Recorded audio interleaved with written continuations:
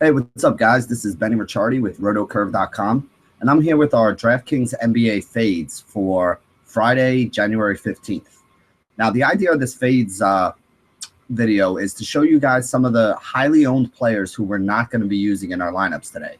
So these are guys who we think are going to be highly owned and are probably not in as good of spots as other people do. So let's call up the slideshow and talk about the guys who we're going to be fading today for NBA DFS. There are three guys that are on our top fades list for January 15th. Those are James Harden at 9,700, Beno Udrih at 3,300, and Karl-Anthony Towns at 6,600. Now, the first guy up on the list is James Harden at 9,700. He's got a tough matchup against a very good Cleveland defense.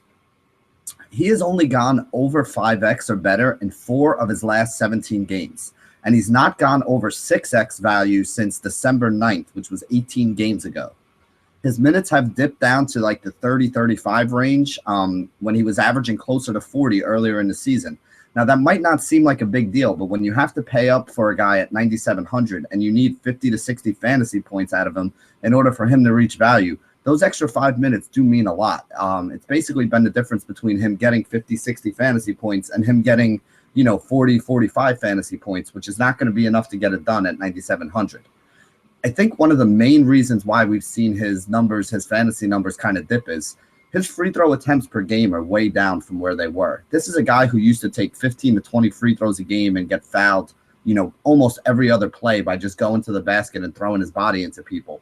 It feels like he's not getting those calls anymore, and he's down to only about like 10 or 11 free throws a game, which, again, is still a ton of free throws, still puts him up towards the top of the league in free throw attempts per game, but it's much less than he had been. It used to be a free 10 to 15 points easy for him, and now it's only like a free 8 to 12 points. And, again, those few couple points that he's losing there are a big deal when you have to pay up that high for this guy.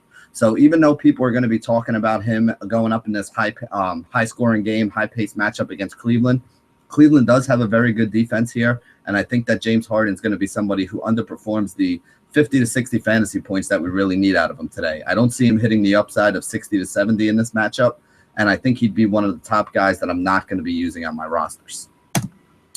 The next guy I want to talk about is somebody who's likely to get a start if Goran Dragic is out again, and that's Beno Udrih. He's only 3,300, so he is one of those cheap guys that you're going to hear a lot of people talking about today. He's likely not going to finish the game even if he starts it, as it seems like Tyler Johnson has that role when it comes down to crunch time in the fourth quarter.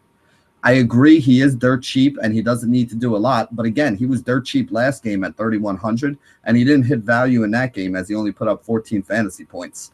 This is not a guy who's, a big scorer. Even if you take him at $3,000, the best you can really hope for is probably 20 points, which, again, would be 6x value, but it's still not really enough. You're still going to need to come up with about 270, 280 points out of the other 7 guys on your roster in order for you to get to 300 and really have a chance to make some noise in the tournament. He's likely to see 20 to 25 minutes. So even though he's starting if Dragic is out, it's not like he's going to see 30 to 35 minutes here and have a chance to put up a huge number. He'll probably start, play the first rotation, 6 or 7 minutes, come out of the game, maybe come back in either at the beginning of the second quarter or with like 5 or 6 minutes left in the second quarter, probably start the third quarter. And then, like I said, he hasn't been finishing. Tyler Johnson and or Justice Winslow have been the guys who have been playing in the fourth quarter in crunch time when it really matters. He's going to be a popular call as a cheap option. But again, what is his upside? Do we really think that Beno Udrih can get us 25 to 30 fantasy points? I think it's more likely on his best day that he gets us maybe 20 to 25. And while that would be okay, it's not really the upside that we're looking for out of a cheap salary saver. The next guy and the last guy we're going to be talking about here is Karl-Anthony Towns at 6,600. He's a big underdog in this game to OKC, so there is some blowout potential, which could have him on the bench towards the end of the game. Kevin Garnett is going to be active for this game, and that means less minutes for him, with Gorgie Dang stealing a few of the minutes that he usually sees at the center spot. When there's no KG in there, they play Towns and Dang together, and Towns usually sees 32 or more minutes per game. When KG is in there, Dang plays a little bit at the center spot, and, obviously KG plays a little bit with Towns at the power forward, and he plays a little bit at power forward with Dang at center. We only see about 28 minutes for Towns, so he's losing about 4 or 5 minutes in games that KG is active. He's only reached 5x value in 2 of his last 7 starts, and most of the rest have been 3 to 4 times value, which would absolutely kill you if you decide to pay up for him on the day. So the third guy that's on our list of guys that we're going to be fading today is Karl-Anthony Towns. He is coming off a 40-point game, so I do think he's going to be a pretty popular choice, and he's definitely going to be somebody that I'm not going to have on any of my rosters. So the idea here with this fades article is we are taking guys, they are bold calls, they are guys that other people are going to be talking about and putting into their rosters, but these are guys that we think have a lot of risk associated with them. So yes, there is a chance that these guys could still have big games, but we don't think that it's worth it to take the risk here. So thank you for joining us for our fades video here at rotocurve.com for January 15th.